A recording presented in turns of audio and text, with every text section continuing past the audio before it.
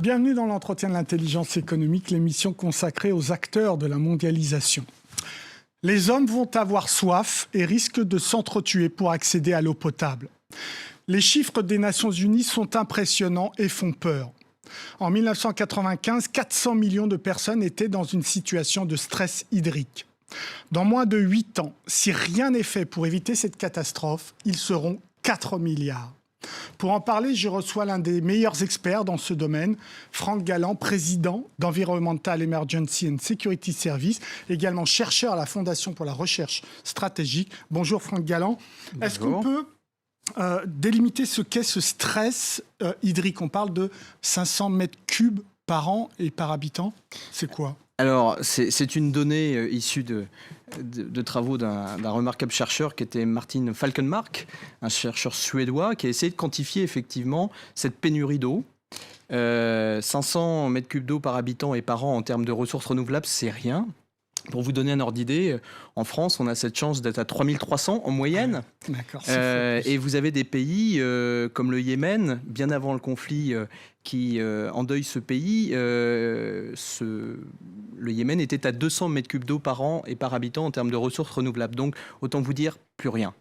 Alors, vous le dites très bien dans vos différents ouvrages, notamment celui qui est sorti dernièrement, Le Grand Jeu, aux éditions CNRS. Vous dites qu'il y a évidemment une partie de la Terre qui souffre plus qu'une autre, et notamment la Méditerranée. Pourquoi ? Alors, de manière générale, si on regarde une carte matérialisant le stress hydrique, vous avez une diagonale de la soif qui part de Tanger et qui remonte jusqu'au nord-nord-est de la Chine. Elle traverse l'Afrique du Nord, elle traverse le Proche-Moyen-Orient, elle traverse le Pakistan et elle arrive effectivement sur cette partie septentrionale de la Chine qui quand même regroupe environ la moitié de la population chinoise, donc la moitié de quasiment 1,4 milliard d'habitants.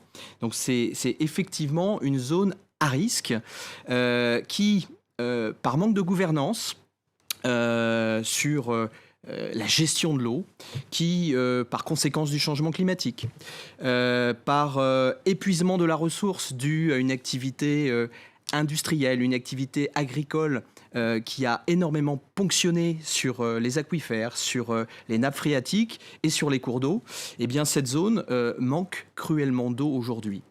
Donc on est...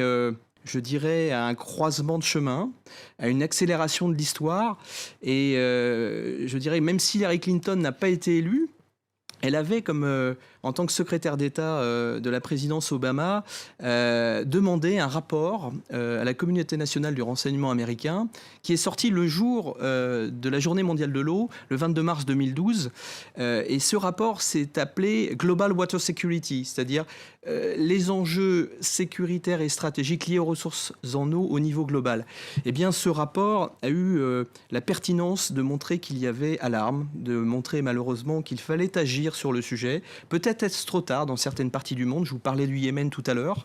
Mais à l'évidence, il n'est jamais trop tard pour bien faire. En tout cas, on peut, par la technologie, comme par le savoir-faire humain, renverser la tendance. Alors pour l'heure, avant de renverser la tendance, il y a quand même des régions qui souffrent le plus. Vous l'avez dit, le sud de la Méditerranée, c'est vraiment dur. Là. Les chiffres que vous publiez, c'est 3% des ressources en eau du monde sont dans ces régions-là, mais la moitié de la population la plus pauvre en eau en Méditerranée, c'est juste à côté de l'Europe quand même. C'est à 1 heure d'avion de Paris, 1h30 d'avion de Paris. L'Afrique du Nord, pour être plus précis, c'est 0,1% des ressources en eau renouvelables au niveau mondial. Bon, là, il n'y a pas de grand fleuve aussi. Alors, il n'y a pas de grand fleuve. C'est essentiellement dans les nappes qu'on a encore des choses. Et ces nappes, du fait d'un usage agricole particulièrement intensif, il faut bien se rendre compte qu'environ 90% des ressources en eau sont utilisées à des fins agricoles. Donc de grands pays comme le Maroc, par exemple, largement exportateurs de fruits et légumes, utilisent leurs ressources en eau pour nourrir la planète et l'Europe occidentale en particulier. Donc ça va coincer sur l'agriculture, mais vous le dites aussi, sur le tourisme. Sur le tourisme, c'est-à-dire que les conséquences de la pénurie d'eau sont des conséquences domestiques, des gens qui n'ont pas accès à l'eau, des conséquences industrielles, parce que pour produire effectivement, par exemple, une tonne de cuivre au nord du Chili, zone qui recèle l'ensemble des réserves mondiales au niveau cuivre, il n'y a plus d'eau. Et pour produire une tonne, il faut 5000 litres d'eau, par exemple. Donc, conséquences domestiques, conséquences industrielles, conséquences touristiques, puisqu'on ne peut pu attirer des touristes dès lors qu'on est confronté à cette rareté de la ressource et dès lors qu'on n'a pas fait les bons choix d'investissement. Parce que la rareté de la ressource est une chose, mais vous avez des bonnes gouvernances politiques, une logique d'investissement qui permet de la contourner, qui permet d'y répondre. Et aujourd'hui, de la technologie, par exemple le dessalement, regardez ce qui se passe en Méditerranée, avec certaines îles comme Chypre. Chypre n'a plus d'eau, mais utilise le dessalement à outrance. Donc il y a des solutions. Ça quoi? C'est un problème de gouvernance? C'est un problème de prise de conscience du problème ou pas? Prise de conscience du problème. C'est vrai? Premier sujet, c'est-à-dire Pourtant, on en parle depuis quelques temps. Oui, quand mais même, hein. on a préféré, notamment sur certains pays, investir dans les réseaux de télécom plutôt que d'investir dans les réseaux d'eau. Et vous voyez des situations absurdes où vous avez des femmes, des petites filles qui portent sur des kilomètres un seau d'eau sur la tête tout en téléphonant au portable. Donc là, il y a un sujet de gouvernance, de choix politique. Après, et on veut électrifier l'Afrique. Ça, c'est le grand plan à la fois des Français et des Américains. Vous avez raison, ça fait un décalage. Non, mais ceci dit, c'est fondamental d'électrifier l'Afrique parce que pour faire de l'eau, pour faire du traitement des eaux usées, il nous faut de l'électricité. Nous, sans électricité, en tant qu'opérateur d'eau, il n'y a pas d'eau potable et il n'y a pas d'assainissement. D'accord. Et s'il n'y a pas d'assainissement, il y a du développement de maladies hydriques et ça pose évidemment des problèmes de salubrité et de santé publique. Donc si on ne prend mortalité. pas ce problème à bras-le-corps, on peut aboutir à des guerres, à des conflits, à des confrontations. Je pense qu'il y a des pays qui sont descendus aux abysses. Je vais revenir sur la situation du Yémen. Bien avant le conflit qui frappe ce pays, depuis environ 3 ans, objectivement, c'est un pays qui a fait les mauvais choix en termes de gouvernance par rapport à l'eau. Rappelons-nous ce qu'était le Yémen dans les années 70. C'était l'Arabia Félix, l'Arabie heureuse, l'Arabie verte, avec des techniques ancestrales d'irrigation agricole. Bon, aujourd'hui, ce pays n'a plus d'eau. Les choix qui ont été faits, notamment dans le domaine agricole, aucune réforme n'a été apportée. Et pire que ça, l'eau est utilisée au Yémen pour produire de la drogue. Ouais. Le khat. Donc, pas d'investissement, pas de gouvernance, une mauvaise utilisation de l'eau à vocation agricole, mais pour produire une drogue. Ce qui fait que les rares ressources qui étaient présentes aujourd'hui sont complètement amenuisées. Donc Franck Galland, ça c'est l'extrême.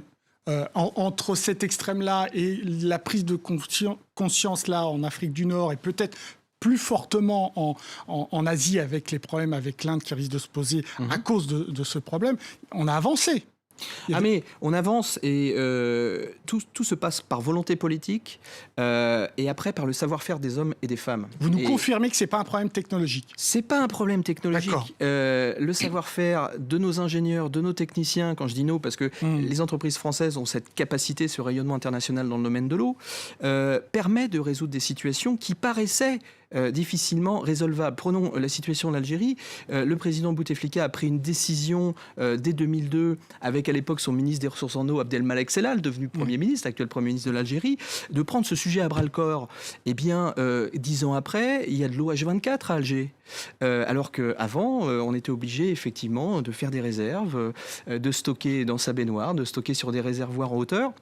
Non, il y a eu de bons choix de partenariat public-privé qui ont été faits, avec l'arrivée de groupes comme Suez, avec l'arrivée de groupes comme Veolia. Mais vous parlez quand même d'hydropuissance. C'est quoi une hydropuissance? C'est un pays qui est capable de faire de la diplomatie à partir de l'eau.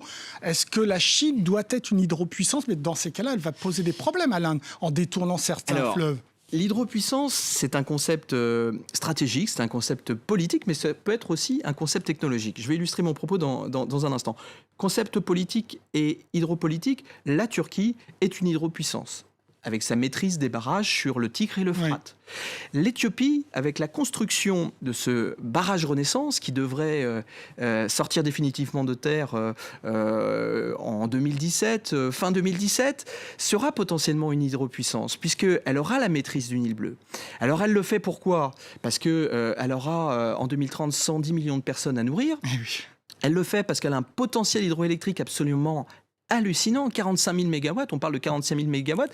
Ce barrage qui sort de terre, ça sera quand même la 13e réserve d'eau douce au monde, 6 000 mégawatts de puissance. C'est un ouvrage absolument colossal et qui peut lui donner la maîtrise du Nil. C'est ce qui inquiète ses grands voisins de la voile, égyptiens, soudanais, même si un accord a été conclu en 2015 contre toute attente. Et vous voyez, on peut être hydropuissance, mais être intelligent et s'asseoir à la table des négociations. Donc, ce concept politique et stratégique est une chose, mais on peut être aussi une hydropuissance technologique. Prenons le cas de Singapour. Singapour dépendait, il y a encore 40 ans, pour son alimentation en eau de son grand voisin malais.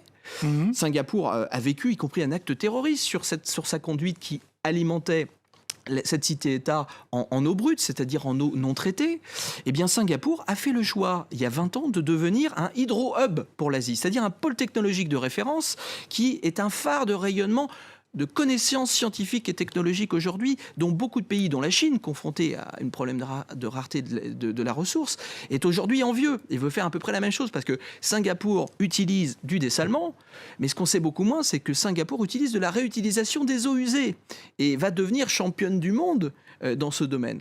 Donc vous voyez que le savoir-faire des hommes, la technologie, la volonté politique, le financement permettent de renverser la tendance. Merci beaucoup Franck Galland pour votre analyse. Je renvoie les lecteurs à ce livre, Le Grand Jeu, paru aux éditions CNRS. Pour l'heure, l'émission est terminée, mais comme d'habitude, vous pouvez la retrouver sur france24.com. Au revoir.